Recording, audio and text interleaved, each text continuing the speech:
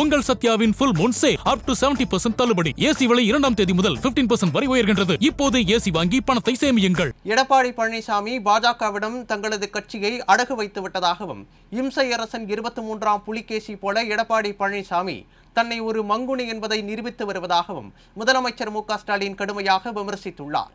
கரூரில் நடைபெற்ற தேர்தல் பரப்புரையில் பேசிய அவர் இவ்வாறு தெரிவித்தார்.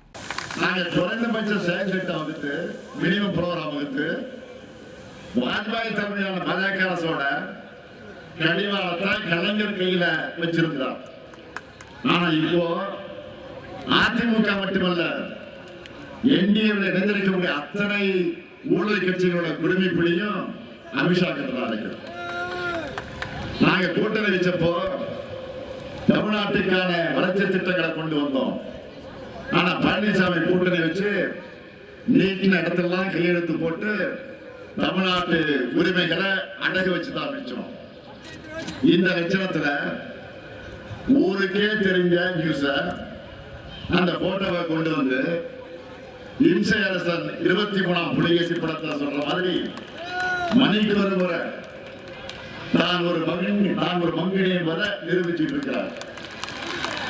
அது மட்டுமல்ல, பெயர்களுக்காவது திராவிட கட்சியாக அதிமுகவை மொத்த அழிவு பாதையில் அழைச்சிக்கிட்டு போற பழனிசாமி நம்மை பார்த்து இதுக்குதான் இந்த தேர்தல் தான் கடைசி தேர்தல் என்று சொல்லி இருக்கிறார்.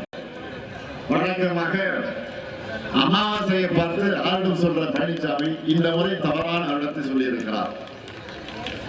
சகோதரர் முன்னாள் முதலமைச்சர் ஓபிஎஸ் தொடங்கி அம்மையார் சசிகலா வரைக்கும் துரோகங்களை செஞ்சு முதுகலை குத்தின பழனிசாமி இன்றைக்கு அதிமுகவை கைப்பற்றி பாஜகவுக்கு வாடகைக்கு விட்டுட்டு ஏகத்தலமா பேசிக்கிட்டு இருக்கிறார்.